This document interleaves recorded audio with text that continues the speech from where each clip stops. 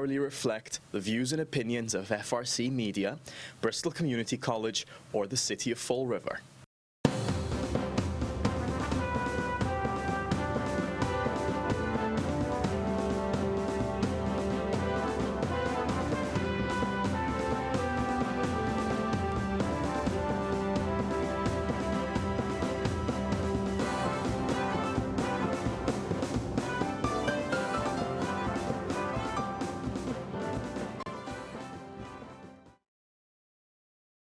There you go. Well, hello there. This is CJ.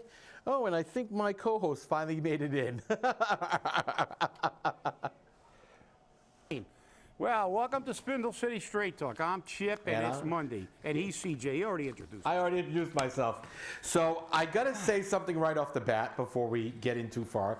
I was nauseated coming in from the world out there because I heard, obviously, we suck at radio on Radio Pravda, and a certain particular doctor was there justifying stuff with babble. Imagine that, babble. What stuff was he justifying? Well, you know, he's like, people were saying all Trump did with this immigration thing was exactly what Obama did. He named these countries, he did all of that, and then he said, oh, well, that's because he's doing it with hate. How do you know he's doing it with hate? He said he's doing it for safety purposes. If he's only saying for 90 to 120 days, oh, well, those people are going to be inconvenienced. So it's okay to come in illegally, or better yet, it's okay to come in and blow something up in the country or create a terrorist act. But we can't say anything about it. We can't inconvenience the masses. And this speaks volumes to these individuals. Of course it does. Well, look, let me just say, it's ironic. I was just having that conversation not 5 minutes ago with someone when I almost got killed in a rotary at, I was on my hands-free Bluetooth, and when one truck from Rhode Island came into the rotary at 70 and didn't yield, and another one was come on the inside of her, and they almost hit each other, and it's so. But listen. Look, I don't want to, you know, the fact is that these people are all, they obviously don't know one thing that I still remember most of. It's not quite verbatim, I'm not going to quote, but you know what, in case you don't know what this is, look it up. We, the people of the United States, in order to form a more perfect union, establish justice, now listen to this one, ensure domestic tranquility. And listen to this one, provide for the common defense. Do, ordain, and establish this Constitution. The preamble. The preamble to our Constitution demands that we have domestic tranquility and safety. And for the President of the United States to issue an order to ensure that, because that takes priority. Has everybody forgotten what was on Full Measure 2 weeks ago when the Chinese immigration professor was talking about sanctuary cities and said that, do you remember that the Chinese they ceased to allow Chinese immigration into this country for years. And when they did reinstitute it, they could only get 100 people into this country. See, those were the days when Americans were Americans. They weren't politicians pandering to these groups. They weren't people whose companies are paying illegals below minimum wage or have them for housekeepers. And it was a time when America worried about the safety of Americans. And you know something? If they want to do it this way, I want the president to sign another executive order that if we allow these people in, I want everybody who is in favor of this, no stringent vetting process. I want everybody to sign an affidavit. And when one of these people blows up somebody's family, I want them to go to jail. I want them to be put in prison. I would actually rather have Hammurabi's code where you do exactly what was done to the person. I'd like to see them blown up. But the fact is, everybody's up in arms. You gonna pay the welfare freight? No, we are. You gonna pay when somebody dies? No, you're not. And I don't want to hear the crap that, well, most of them are good. I don't care. Call me crazy. But I want my country safe. They can come in, and if they have to wait a little while longer, tough crap. There were people that waited for decades to get into this nation. As a matter of fact, on the national news, on CBS National News, it blew up in their face. They were talking about some guy that got delayed at the airport 11 hours, and they were all demonstrating outside. Some Syrian guy. And he came out and they stuck a microphone in his face and he said, well, what do you think about this? He didn't say, oh, I'm pissed, I had to wait 11 hours. You know what the first thing he said was, this is the greatest country in the world. I'm so happy to be here. He didn't give two craps about the 11 hours. But you do. You want to make this a political issue. That guy is showing you that people are willing to wait to get into this country. Are they going to have harsh conditions? Yeah, but so did every other immigrant.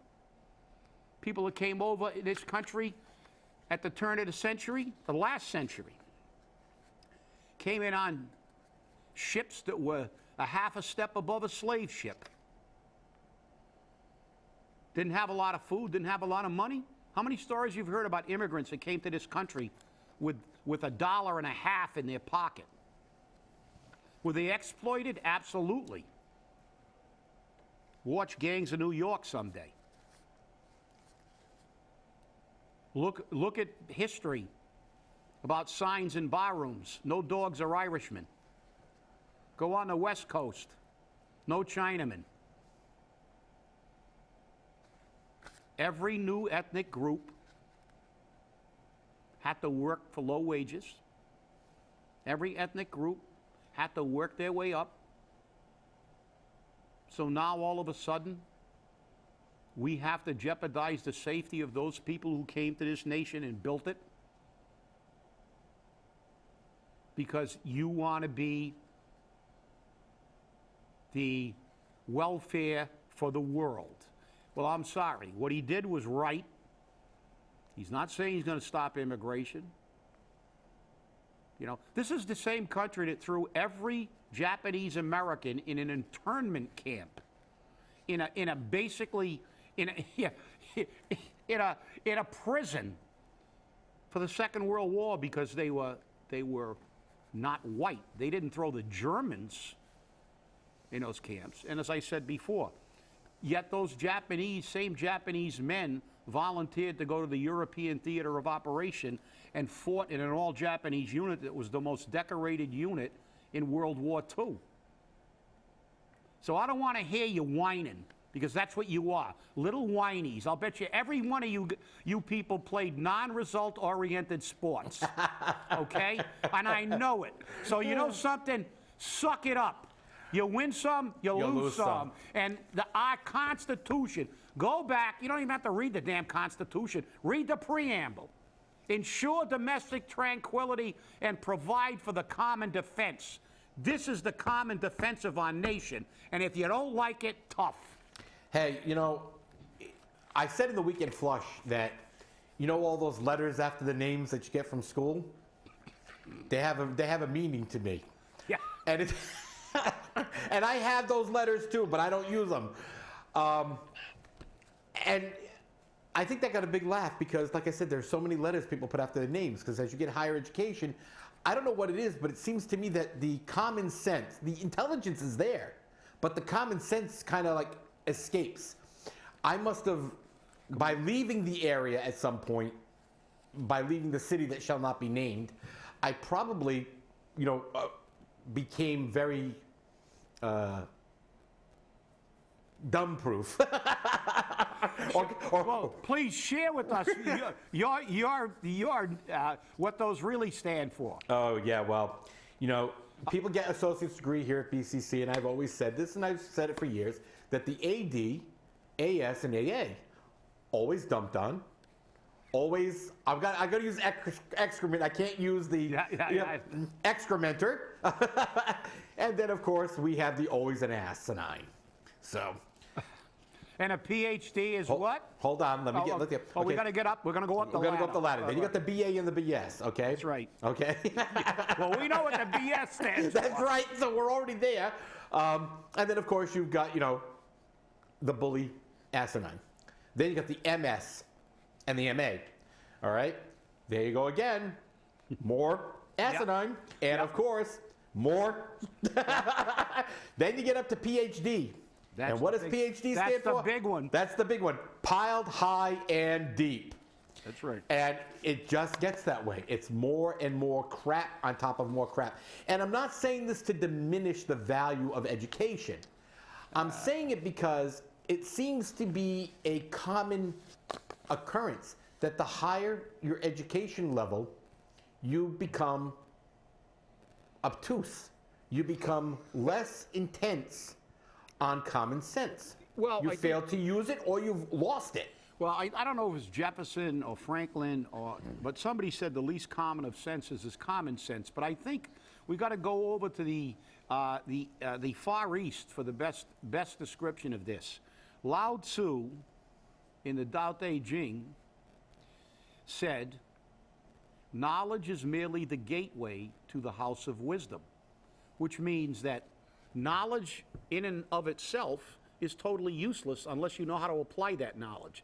It's kind of like memorizing every word in the dictionary, but not being able to use it in a sentence. Correct. So what good is knowing every word in the English language if you can't use it in a sentence? And you know, I know a lot of well-educated people who are pretty wise too, but I also know a lot that spent their entire life in that academic bubble, and those are the ones that you see, you know, I mean, if you look at it, where does most of the radicalism, you know, with this stuff come? You know, California, USC, remember even going back into the Vietnam War. Where did these things originate? On college campuses where, well, number one, they didn't have to go and slosh around in the rice paddies and get shot at, so they could make all these judgments on people who were doing something like that they wouldn't do, which was fight for their country. So, you know, we have the same thing today. We have these people who are, most of them are living, they're not living in a three-decker. They're not working 3 jobs to make ends meet. But they want to import all these people, and they want to do it. And as I said, you can say what you want, but you people better read your own damn Constitution and the preamble to it. Because the fact is that these people are not Americans yet. And most of these people will not have a problem with this. And this is not a theory. They did it to themselves. It blew up in their face. They couldn't get the microphone away from that guy quick enough, because what did he say? He said,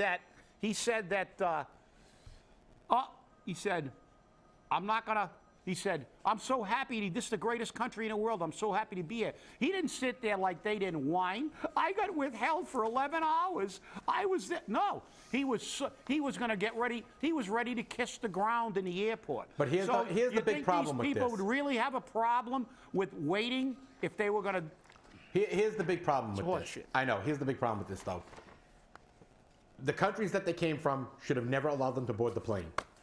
Yeah. Okay? Those airlines, knowing that this was in place, should have never allowed them to board the plane. But they wanted to get rid of them, too. Exactly. Probably. Go ahead, get on a plane, quick. Well, this morning at 6 a.m., I received the first campaign announcement for governor of Massachusetts. Gonzalez, a Latino, is running for governor of Massachusetts. Kind of early in the campaign season for that. But Jay comes from Ohio originally. He came to Massachusetts in 1998. He served on the boards of many community organizations and currently serves on the boards of the Dimmock Center, the Project Hope, and the Trust for Public Land. He's a former Brookline resident. Jay was elected Brookline. Yep. Woo. Town meeting member, co-chair of the Town Meeting Members Association, and a member of the advisory committee in the town of Brookline. Jay is married. His wife's name is Cindy. They live in Needham, and they have 2 daughters, Isabel and Abby. He served in the Deval-Patrick administration Oh, well. in 2007 and served as a governor's secretary of administration and finance during the Great Recession. He also served as a chairman of the board of Massachusetts Health Connector, where he oversaw implementation of Massachusetts healthcare reform, and he co-chaired the Massachusetts Life Sciences Center. So this is the first one. We got it first. We got it out there first. That announcement has gone out now to all the press outlets. So we're going to have to follow him and see what happens. Yeah, I wonder what his platform is. Lived in Brookline, lived in Needham, very rich towns, got a law degree, and Also was a health partner CEO. and health partner CEO, and was part of the Deval-Patrick administration, which was so liberal that they thought liberals were radical conservatives. Okay. Well, then you got living in Dion, of course. Living in Dion. You check out the size of our chamber now. The former, city that can't be named Chamber of Commerce and Industry has changed their name now, and they've changed it to Bristol County. So I find it amazing that we're rebranding that, because guess what? As I was just having a conversation before the show, if I took a bottle of Coca-Cola and rebranded it to heroin, would you drink it? Do you think it would still sell? If I took a bottle of Aquafina and said, we're going to change the name. It's time to rebrand it. We need a totally new name. I'm going to call it Flint Water. You going to drink it? No, you wouldn't. And CJ, you're right. But there's the opposite side of that coin. If you put a name like Aquafina on raw sewerage, somebody might buy 1 bottle. That's right. But that's all they're going to buy. But here's the thing. And that's the problem. The problem is they think that rebranding, quote unquote, and marketing is the panacea to problems that have become basically the foundation of this city, as it has in Detroit, as it has in Flint, as it has in Gary, Indiana, and all these places that have lost jobs and industry and people are poor. These things do not work in these type of cities. They don't work anywhere. No. Even the ones that market places like Miami. Look at Miami. Miami gets plenty of tourists. Has it helped the inner city? Absolutely not. So look, this is all a crock of, and then again, this is the best campaign I've ever seen. They think so much of Fall River, they've banished the name. You can't say their name. Banish the name. It's the city that shall not be named. But here's the thing, and I said this over the weekend in the Weekend Flush. And please, if you are not getting the Weekend Flush, hurry, get on the list, because you may not get it. You'll have to go looking for it. If I change the name of the city, is that going to change Fall River? The city that shall not be named? No. The problem is that we have an endemic problem here. Okay? We are the heroin entranceway to the Commonwealth. Because we have all the services here. Because this administration and previous administrations have made it so that that's what happens. If you make an area attractive to low income, drug addicted, alcoholics, criminals, do you expect them to go someplace that's not attractive for it? When you make it so that your community doesn't have enough police and enough fire, but you say, oh, well, I fully funded them. They didn't have any layoffs. They didn't have any cuts of manpower, but they're operating under full function because they don't have enough manpower. Is that making it attractive to the less desirable communities? We used to be a community of hard workers. I don't know where, they always say, we have work ethics in Fall River. Where? Our workforce, which has disappeared. We don't have that anymore. No, now we have people who walk around with the gold EBT card. They have their EBT cards. Okay? Gold. Well, Platinum, do they have gold, platinum? Well, actually, in Rhode Island, they used to be gold. That's why I say that. In Mass, they never were. They're like blue. And I'm not saying people shouldn't have some assistance. But when you've made a living on it, that's not what it was meant for. Yeah. And you wonder why we have such a problem. It's because you have boards and commissions in this city which turn around and say, oh, well, you know what? We're going to make this place an HDIP zone. Why? So that all zoning, all variances go out the window. And then when those people with market rate housing can't pay their bills, the state turns around and says, oh, just put in low income housing. So guess what? Again, you've made it a dream place for people who are not going to contribute to this community. Well, you know, therein lies the actual problem, CJ. Right. You just defined the problem. This rebranding campaign, number one, wouldn't work anyway, but it's doomed from the start because the fact is that, as we said, if you put a nice name on sawdust, nobody's going to buy it for cereal. But these things don't work. Number one, fundamentally, they don't work. Because that's where they came with the old expression, lipstick on a pig. Right. But the fact is, as you said, we continue to, rather than address the problems, we exacerbate them. We get more low-income people in here. We get more, and I mean, even if you have to read from the Harold Lucer once got on a thing, he said, outside of Fall River, the city has its own image. High drug use, high unemployment, failing schools, problems that create headlines people actually see. Well, not only that, not only people, but businesses. Businesses can look at, you know, you think a business moves into an area without looking at its demographics first. They look at the average household income. They look at the unemployment rate. They look at the number of people living below the poverty level. And you look at any major business that's going to come to Fall River outside a mom and pop store, which even they don't stay in business, and they go, yeah, hell with that. We're not going to Fall River. Now, how would you not come to a city with 88,000 people, but you'd go over to a town with 25,000 like Somerset, like Sonic did? Well, easy. They looked at the demographics. They go, the people over there can, you know, they're not going to frequent it. We can't keep businesses in business. I don't care what they call the Fall River Chamber of Commerce. The fact is that they can banish the name, but the thing is they're never going to help Fall River until somebody realizes, as we've said for a million times, it's not follow the money in our case, it's get some money. Get some money.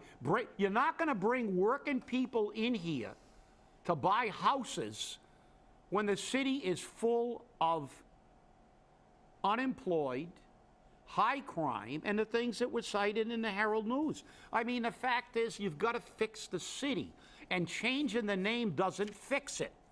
If you call a duck a turkey, it's still a duck. If you put lipstick on a pig, it's still a pig. This branding thing is crap because they're not doing a damn thing to help the overall community. They're still pushing the same issues that have dragged Fall River down for the last 20 years, and now the last 5 or 10 have been the worst because we still hear about market rate housing. That's their big thing all the time. More market rate. No, that's what's got us here. And we've had reports from numerous agencies that say that confirm that. This is not just our opinion. This is the opinion of people who were paid to look at problem areas in communities. Paid with your tax dollars to do that, That's too. right, paid with your tax dollars. But they ignore that. Right. So they're going to take the easy way. The mayor's going to say, let's change the name. Oh, that's my cane again. But change the name and everything's fixed. Well, if you believe in that, I got a bridge to sell you, and some swampland in Nepal. So I mean, this is ludicrous. Another waste of the taxpayers' money. How many times have we rebranded? How many times have we retooled? How many studies have we done? And it's just fundamentals. When the city did have business, everybody worked. They worked in mills. They worked on the road. But they had jobs. And when they had jobs, they had paychecks. When they had paychecks, they had money. It's not rocket science, people, but it's rocket science to our politicians. They love to spin these things. Yep, don't worry about it. We're fixing it. We're gonna rebrand. Well, you know, when you rebrand, if your toilet paper is made from sandpaper, I don't care what you call it. Most people aren't gonna buy it more than once. That's it. And you know, the thing is that this type of stupidity just keeps perpetuating itself. Yeah. Because you know, and again, here's where we go back to the Trump issue. We're going to bring now into the Jazel issue. Okay? When Will Flanagan did any of this, not even 1/10 of what this kid has been doing, they wanted to hang him and burn him in effigy. But this kid's doing it, and guess what? Kumbaya, my lord, kumbaya. Give him a chance, right? Yeah, give him a chance. How ironic is that? Because, you know, I watched last week's Homeland. I like Homeland. Yeah. It's a great show. And You really got to watch The Young Pope. You're going to like that one, too. And it's a great show. And two guys from the CIA were talking about an incoming president. And they were talking to the chief of staff for the president-elect, and obviously they didn't like the CIA and stuff like that. So these guys are saying, they were talking about it, and one CIA agent looked at the other guy, and he said, you know, they said, you know, her new chief of staff, or, you know, said, you know, we got to give her a chance. And the other guy had one of the greatest responses. If you got Showtime, go on demand and look at last week's episode, and it's early in the episode. And the guy looked at him and said, when you're the president of the United States, you don't get chances, you get judged. That's right. And that's something to that effect. You get tested. I'm sorry. You get tested. Well, guess what? On a lower scale, when you're elected the mayor of Fall River, you are tested. And your test is, are you moving the city in a different direction that is going to change? No, we're not. We're doing the same thing we've been doing for 20 years, and this city has done absolutely nothing but go the wrong way. And now we have rebranding. We have all this feel-good, fuzzy stuff that hasn't worked. So guess what? You don't get a chance. You flunked the test because you made a lot of promises like, I'm not going to, you know, you condemned your opponent for having chiefs of staffs and stuff. And you did the same thing. You hired the same cronies, except they were different names. All you did was change the names. You duplicated everything. You never eliminated anything that you complained about during the debates. And here you stand doing a rebranding campaign. Didn't Bob Correa do a rebranding campaign? Yeah, Pride Citywide. Pride Citywide, that's right. And that really worked well, didn't it? Yeah. You know, so, you know, it's just like anything else. Let's stop playing this game and look at reality. That's the problem. They don't want reality. The only thing that'll ever change this city is if somebody can figure out how to get jobs back in this city. Well, you know, somebody turned around and said a little earlier today in a conversation, they said, you know, maybe what this city needs is another great big fire. You know, where's Mrs. O'Leary's cow? You know? Yeah. Well, you know, because honestly, it's the same game plan. And as you said, the names just keeps changing. So before, we used to call it excrement. Then, well, we got to make it sound a little better. It's fecal matter. Now it's just plain out 4-letter beginning with S. That's the new thing. We do is we change the name of everything from illegal to undocumented, right. From lies to misrepresentations of fact and alternate facts. Alternate facts. And so we get all these euphemisms which are absolute bull crap. Right. And that's what we do. But it's up to the voters. And that's the reason that some of these people are really supporting Trump is because, look, he said what he's going to do, and whether you agree or disagree, he's doing it. Well, when you elect a politician, you want to turn the city around. When they keep doing the same old, don't be surprised if nothing changes. So stay really angry and watch yourself in the rotaries. Hey, we'll see you Wednesday. Have a great day. And again, stay angry. Oh, if you get down to City Hall at 5 o'clock, you might see the branding campaign with no reference to the city that shall not be named.